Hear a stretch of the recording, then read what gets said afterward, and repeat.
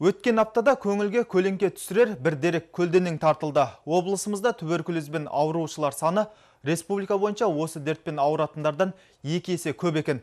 Бұл кеселмен күрес ақмолалық ақ халатты жандардың негізгі міндеттерінің бірі.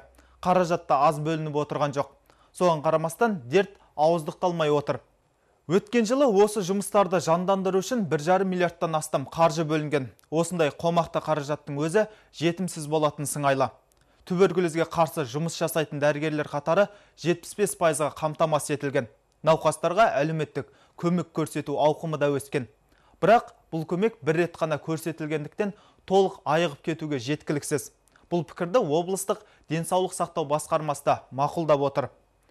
Степногорск қаласының туберкулез ауруына шалдыққандар жөнінен алға шығуы алаңдатарлық жағдай.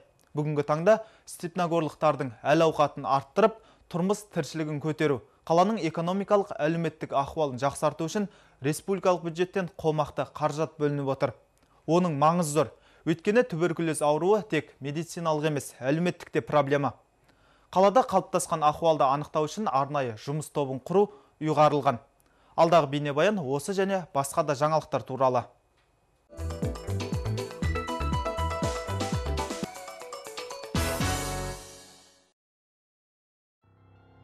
Облыста туберкулез ауруын қалай құрықтауға болады? Дәл осы мәселе аппарат кеңесінде талқыға салынған алғашқы сұрақ болды.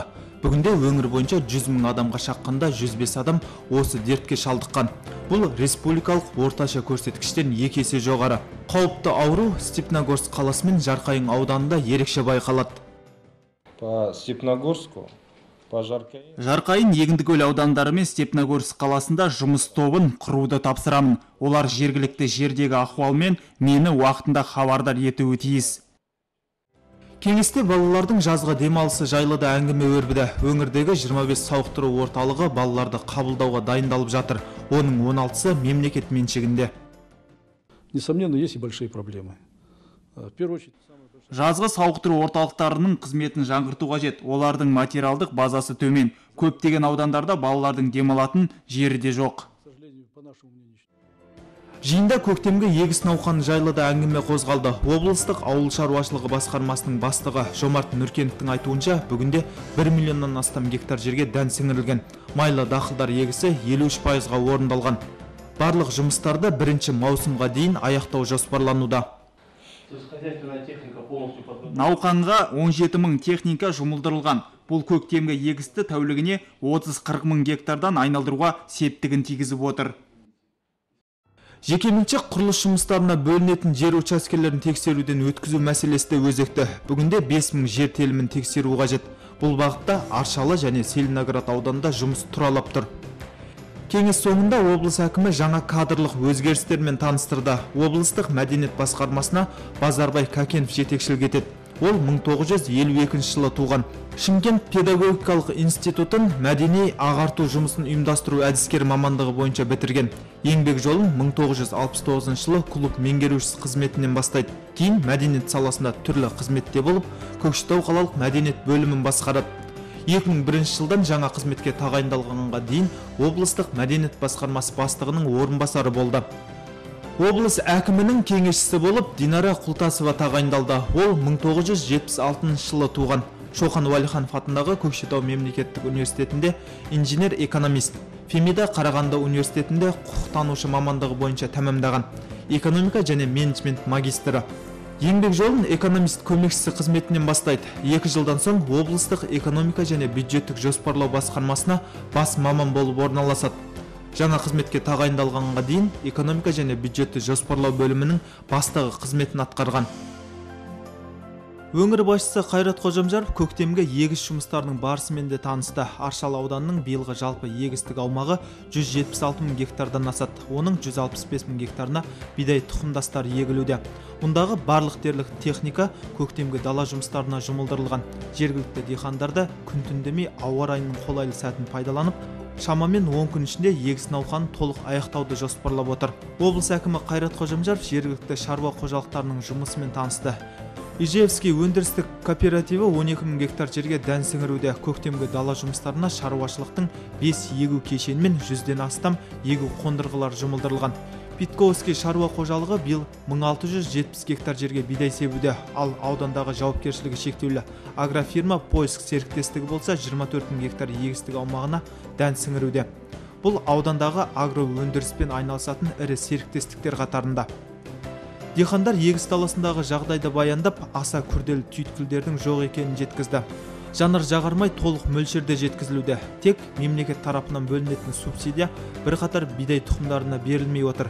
Өңір басшысы бұл мәселенің қарастырылатынын жеткізді. Целиноград ауданына келген облыс әкімі Қайрат Қожамжаров ең алдымен агрофирма Астық акционерлік қоғамының жұмысымен танысты. Шаруашылық жетекшісі егістік басындағы жұмысты баяндады.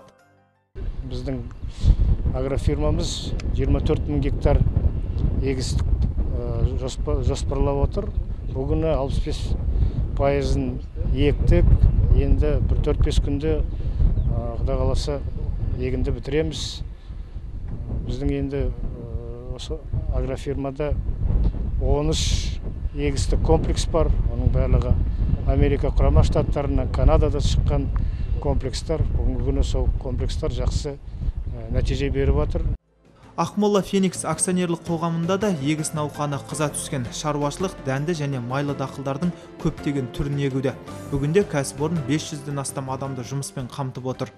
Всего мы в этом году яровой сев будет у нас 26 000. Биыл біз 26 000 гектар жерге дән сіңіреміз. Жауын шашын болмаса, 2 мен 5 мамыр аралығында науқанды аяқтаймыз деген болжам бар. Ауа райы құбылмалы болғанның өзінде жұмыс кешеуілдемеуі тиіс.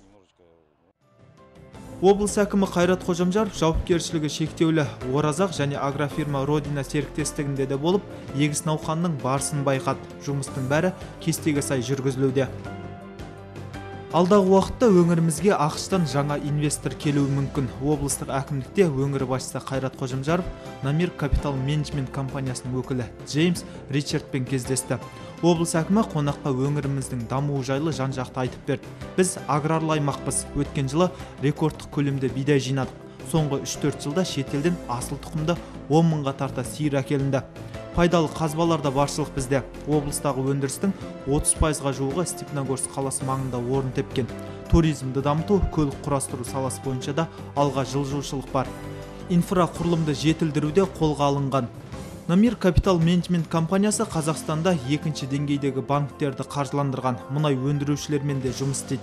Инвестор енді Ақмола облысына қаржы салуы мүмкін. Нақты қай салада жұмыс істейтіндігі келіссөздерден кейін белгілі болады. Ердәулет Байдуллаев, Достық Талғатұлы, Гәкку Асылбекқызы, Апта.